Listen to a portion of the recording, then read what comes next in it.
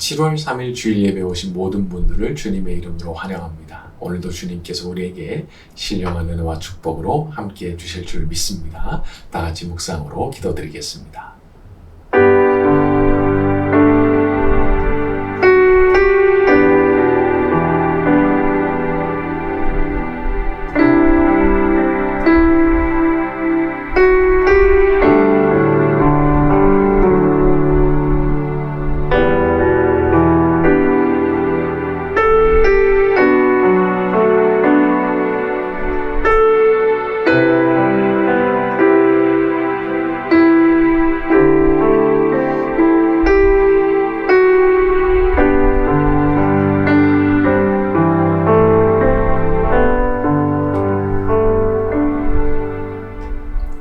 거룩하신 주님, 이 시간 저희가 주님을 예배하고자 이 자리에 함께 모여 있습니다. 거룩하신 성삼위 하나님께서 이 자리 가운데 찾아와 주시고 주님의 영광스러운 임재를 허락하여 주시옵소서. 예수님의 이름으로 기도드렸습니다. 아멘.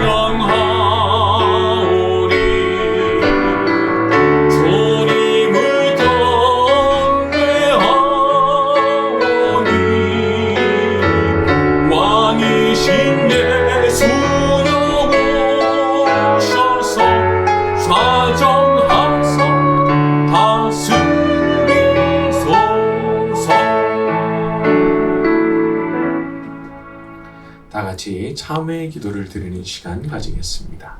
저의 모든 죄악과 허물을 고백하오니 주의 보혈로 덮으시고 씻어 주시옵소서. 다같이 작은 소리로 기도드리겠습니다.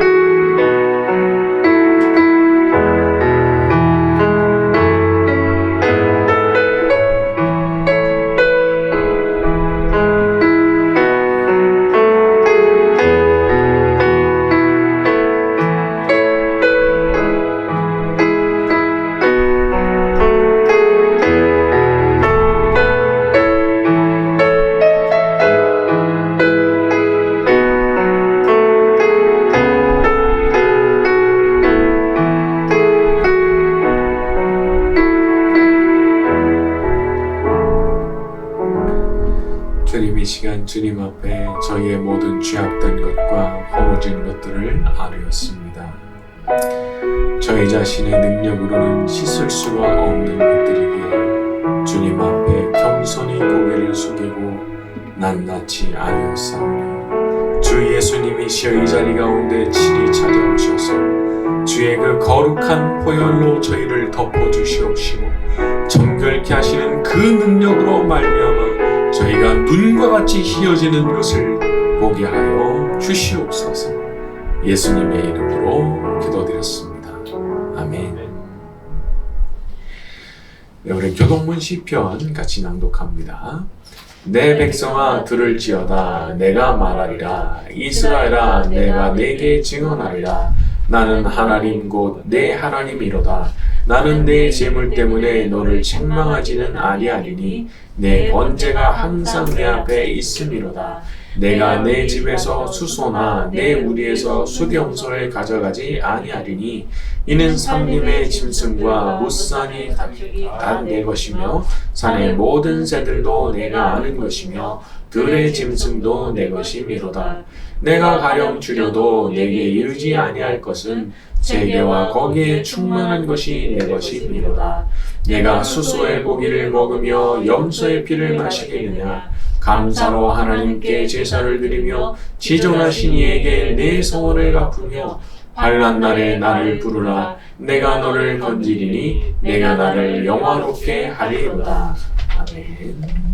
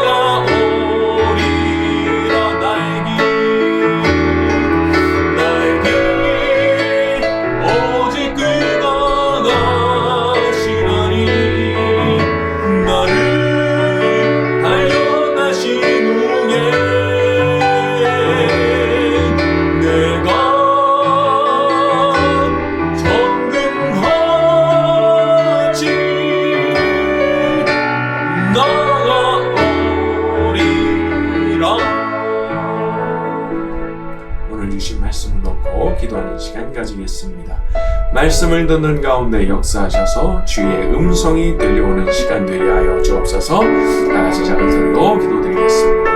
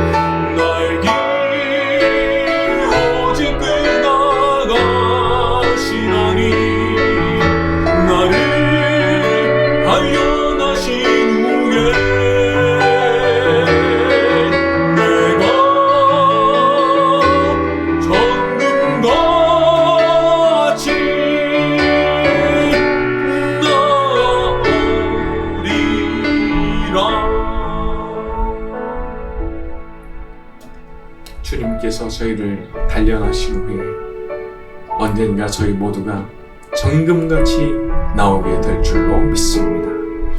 오늘 이 시간 말씀을 듣겠사오니 말씀을 듣는 가운데 역사하셔서 저희의 고민하던 모든 문제들이 말씀을 듣는 가운데 해결되게 하여 주시옵소서. 말씀을 듣다가 질병의 치유가 일어나게 하여 주시옵시고, 몸과 마음을 괴롭히던 모든 악한 것들이 떠나가게 하여 주시옵시고, 하나님의 성령으로 충만해지는 것을 경험하게 만들어 주시옵소서. 예수님의 이름으로 기도드렸습니다. 아멘. 러시아와 우크라이나 전쟁이 속히 정식될 수 있도록 기도를 부탁드리고, 또 우리 최영민 선교사님의 기도 편지가 게시판에 부착되어 있습니다. 7월 4일 월요일에 새벽 7월을 올려드리는 새벽 기도회가 또 진행이 됩니다.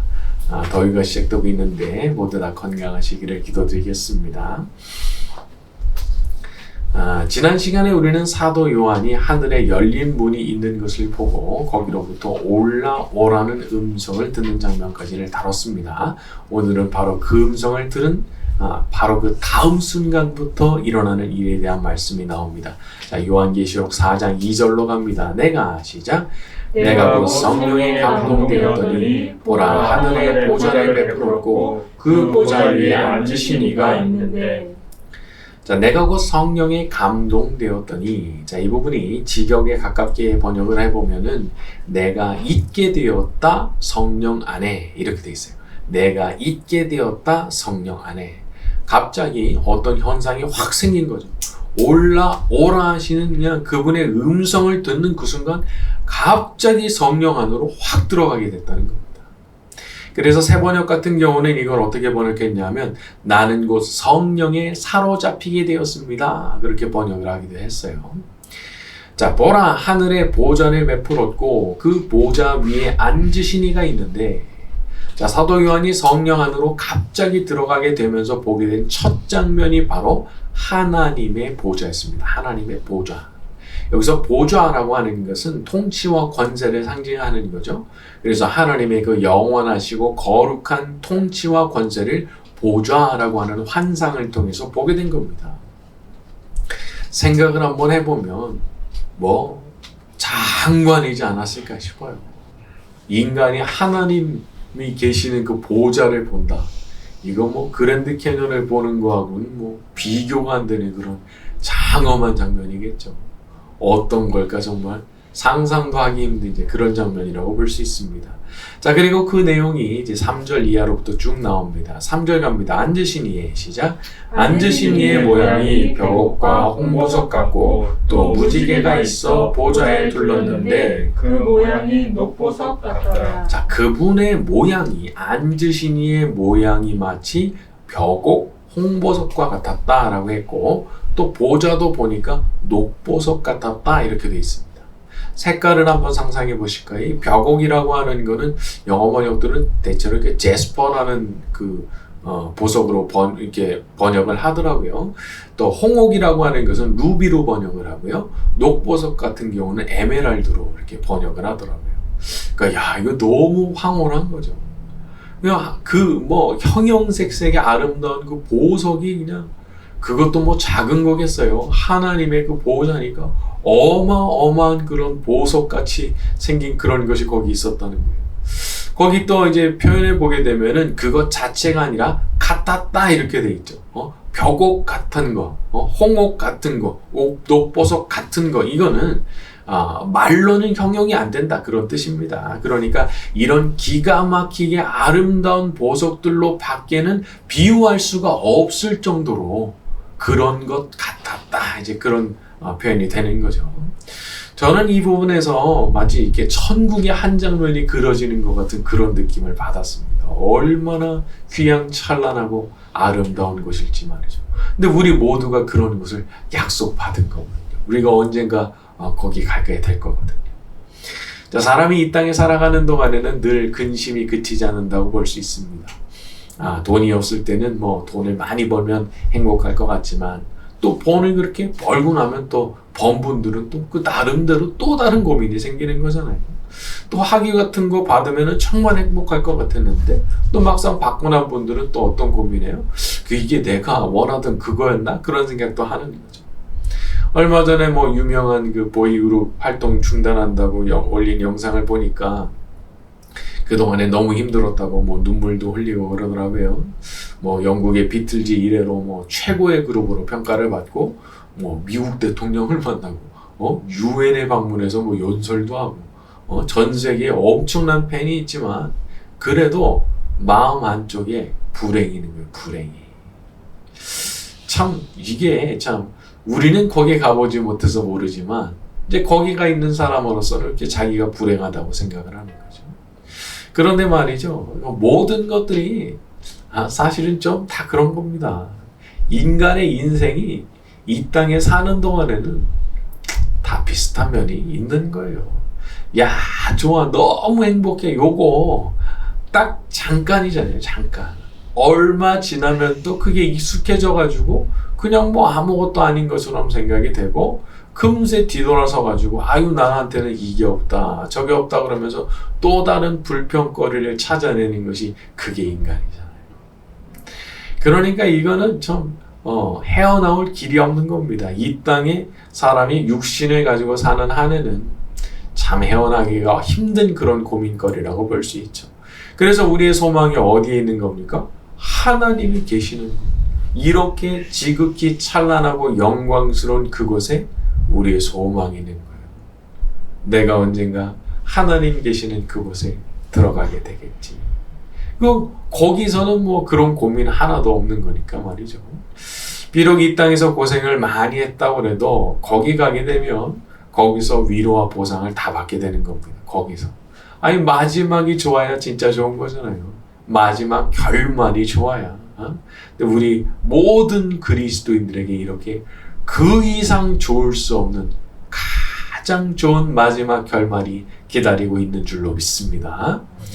자, 또 여기 무지개가 나오죠. 무지개. 여기 무지개는 아시는 대로 창세기의 노아의 홍수 이후에 하나님께서 약속으로 주셨던 증표입니다. 그래서 어떤 학자들은요, 여기서 새로운 창조에 대한 메시지를 읽어내기도 해요.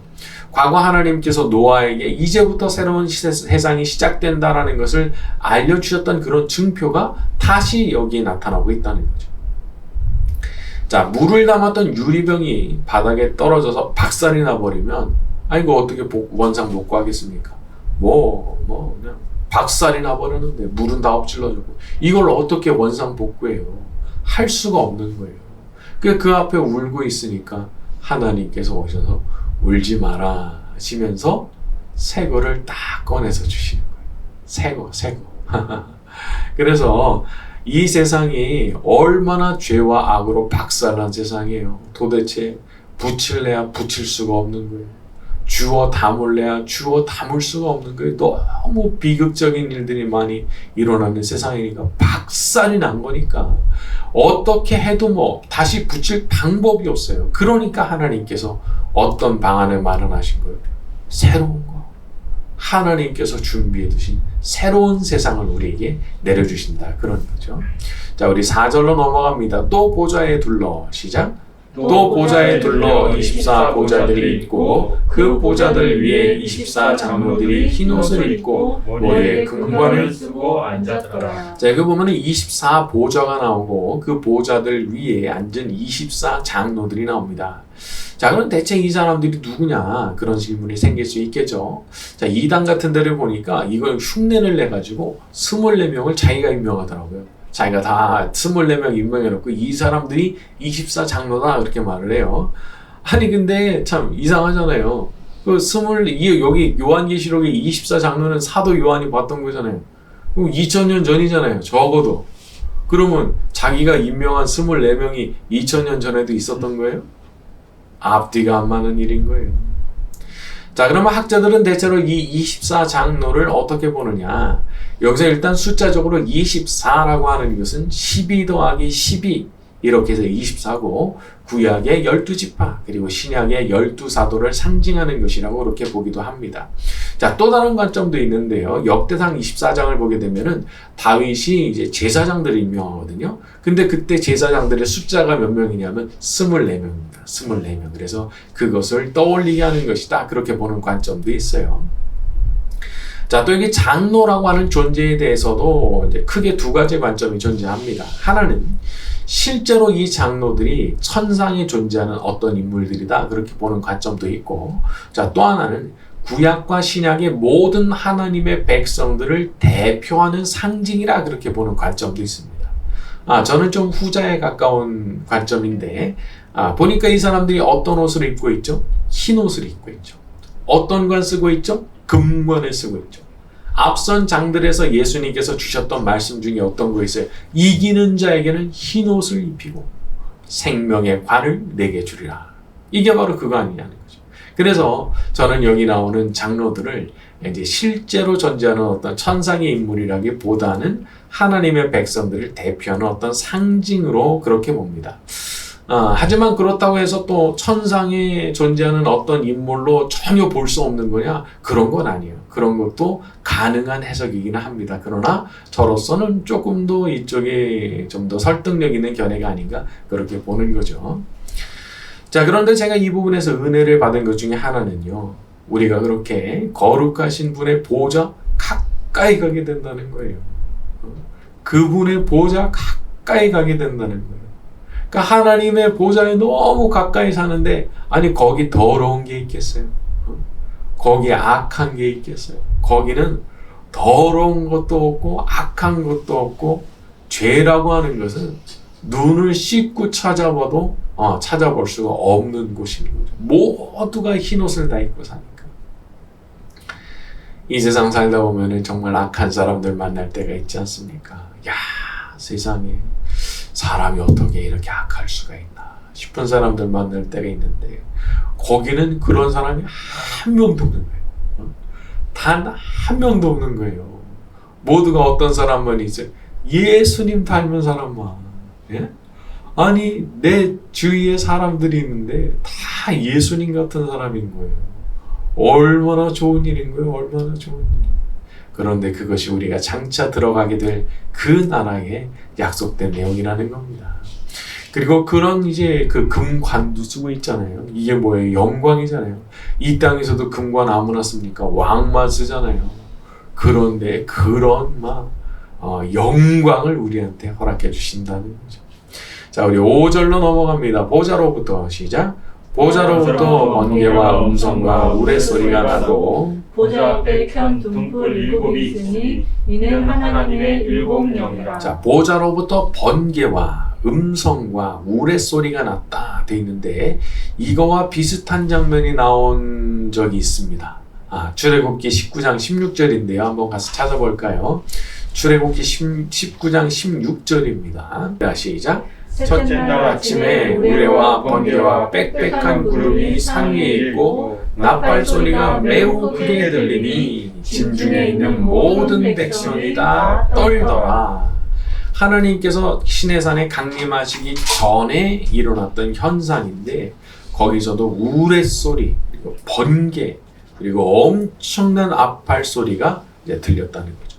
근데 여기도 같은 장면이 펼쳐지고 있는 거예요. 하나님의 보좌에서부터 번개가 치고 큰 음성이 들리고 천둥 소리가 막 나고 말이죠. 뭐랄까, 이것은 하나님의 그 위엄과 심판이 어떤 것인가를 보여주는 이제 그런 장면이라고 할 수 있습니다. 인간이 두려워서 떨 수밖에 없는 그런 어마어마한 위엄이 하나님의 보좌에서 나타나고 있는 거죠. 자, 보좌 앞에 켠 등불 7이 있으니 이는 하나님의 7영이라. 자, 여기 나오는 7이라고 하는 것은 숫자적 7이 아니고 완전을 상징하는 숫자라고 말씀드렸었죠. 자, 지금 2022년 한국에서 사용하는 숫자와는 전혀 다른 개념으로 숫자가 사용이 되는 겁니다. 그러니까 이런 문화적 차이를 알고 계셔야 되는 거예요. 이 한국 사회에서는 숫자를 상징으로 사용을 별로 안 하잖아요. 그러나 히브리 문화에서는 숫자를 상징으로 사용하는 것이 굉장히 익숙한 것이기 때문에 이런 문화적인 차이를 우리가 알고 가야 된다는 겁니다. 자, 아무튼 거기 성령이 계시는데 여기 이제 등불이라고 하는 상징을 사용해서 등불. 자, 이 등불이라고 하는 것은 이제 살핀다는 뜻이 들어있다고 볼 수 있죠. 하나님의 영께서 온 세상을 완벽하게 살피시는 겁니다. 캄캄한 어둠 가운데서 사람이 등불을 들고 다니면서 이렇게 살피는 것처럼 하나님의 영이신 성령께서 온 세상을 두루 살피시는데 일곱 등불로서 일곱 영으로서 모든 것을 완전하게 살피고 계시다. 그런 뜻이라고 볼 수 있죠. 지금도 마찬가지입니다. 하나님의 영이신 성령께서 온 세상의 모든 것들을 다 살피고 계십니다. 그래서 우리가 어떤 면에서는 안심하고 살 수 있는 겁니다. 왜냐하면 그분이 나를 놓치시는 법이 없잖아요. 레이더는 가끔 놓쳐요. 그러나 하나님은 놓치지 않으시는 거예요. CCTV에는 뭐 사각지대가 있을 수 있죠. 그러나 하나님께는 사각지대가 없는 거예요. 하나님께서 모든 것을 그냥 다 살피고 계시기 때문에, 그래서 우리가 뭐 감당 못할 변고를 그냥 하나님도 모르게 막 어디서 당한다든지 그런 건 존재하지 않는다는 거죠. 성령께서 모든 것을 살피고 계시기 때문에 우리가 영원한 하나님의 보호하심 가운데서 살게 되는 겁니다. 머리털 하나도 상하지 않게 되리라 이제 말씀하셨던 이제 그런 말씀들도 보게 되면은 이제 그런 맥락인 거예요. 하나님께서 절대 뭐 내가 그냥 하나님도 모르게 어디 뭐 지옥으로 들어가게 된다든지 그런 거 전혀 존재하지 않는다. 그런 뜻이 되는 겁니다. 자, 그래서 우리가 모든 것을 살피고 계시는 분께 기도해야 되는 거죠. 그분보다 내 사정을 더 잘 알고 계시는 분이 없잖아요. 기도의 자리에서 그냥 아무 말 없이 그냥 눈물만 흘려도 됩니다. 아무 말 없이 그냥 침묵하고 한숨 쉬면서 엎드려 있기만 해도 됩니다. 왜냐하면 그분께서 내 모든 사정 다 알고 계시잖아요. 그러니까 그분께서 모르시는 게 아무것도 없잖아요. 그러니까 그분께 알고 그분께 말씀드리고 그분께 은혜를 구하면 성령께서 오셔서 우리에게 말씀하시고 우리에게 위로도 주시고 하늘에서 간 평강을 맛보게 하시는 거죠. 여러분, 우리가 성령 하나님의 도우심과 은혜를 힘입고 산다고 하는 게 얼마나 필요한 건지 모릅니다. 그러니까 혼자 살려고 하지 마세요. 매사에 매 순간마다 성령님께 도움을 요청하세요. 저를 좀 도와주십시오. 제가 지금 어떤 사정과 어떤 형편에 있는지 알고 계시죠? 저와 좀 함께 해주십시오. 우리가 그렇게 간구할 때 주님께서 우리에게 은혜를 베풀어 주실 줄로 믿습니다. 자, 우리 6절로 갑니다. 보좌 앞에 시작. 보좌 앞에 수정과 같은 유리바다가 있고 보좌 가운데와 보좌 주위에 네 생물이 있는데 앞뒤에 눈들이 가득하더라. 자, 보좌 앞에 수정과 같은 유리바다가 있고, 자, 유리바다라는 게 나오죠. 자, 하나님의 보좌 앞에 유리로 된 바다 같은 것이 있었는데 얼마나 맑은지 마치 수정처럼 크리스탈처럼 투명하고 맑았다는 겁니다. 자, 또 보좌 가운데와 보좌 주위에 네 생물이 있는데 여기 네 생물 이렇게 번역을 했는데 이거 살아있는 존재 이제 그런 뜻으로 번역할 수 있는 단어입니다. 그래서 이걸 생물이라 그렇게 번역을 한 것 같아요. 영어 번역들 같은 경우는 뭐 이게 크리처 이런 식으로 번역을 많이 했더라고요. 근데 원뜻은 살아있는 생명체다 이제 그런 뜻입니다. 자, 그런데 이것이 앞뒤에 눈이 가득했다 그렇게 말했죠. 자, 이것은 온 세상을 살피고 있다 그런 뜻이 됩니다. 이 눈이 있기 때문에 모든 것을 다 살피고 있어서 누구 어떤 것도 이제 살피지 못하는 것이 없다. 누구의 뜻을 받들어서 하나님의 뜻을 받들어서 살피는 그런 존재, 이 네 생물이 있었다라고 하는 내용이 나옵니다. 자, 우리 다음 시간에는 이 네 생물에 대해서 좀 더 구체적으로 다뤄보는 시간을 가지도록 하고요. 자, 오늘 말씀 여기까지 하고 같이 찬양하는 시간을 가지겠습니다.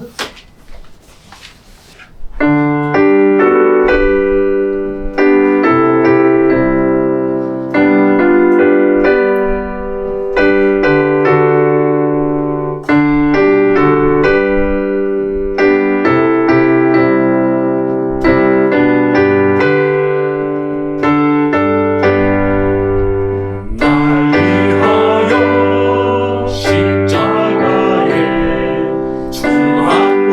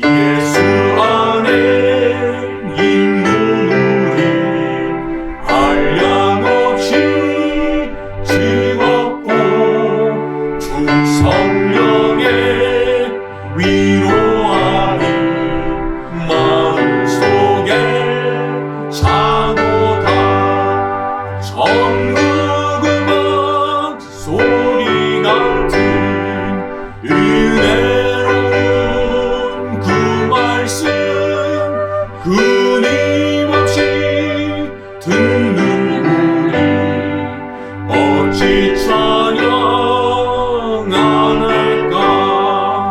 이 세상의 모진 풍파 쉬지 않고 불어넣어 주님 안에 보호받는 우리만은 편하다. 늘 깨어서 기도하고 저 천국을 바라며 주님만을 기다리니 어찌 찬양 안 할까. 오늘 말씀을 놓고 기도하는 시간 가지겠습니다.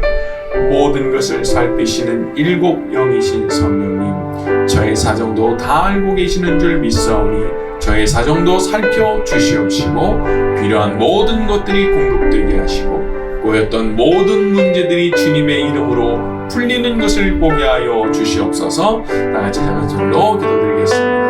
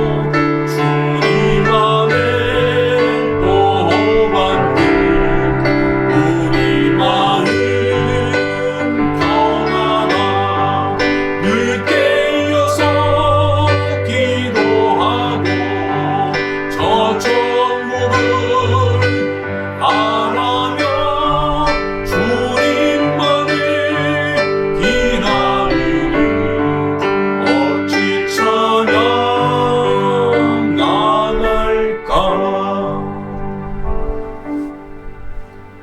주님만을 기다립니다. 언젠가 저 천국에 들어가서 보게 될 그 장엄한 광경을 상상하며 날마다 소망 가운데 살게 하여 주시옵소서.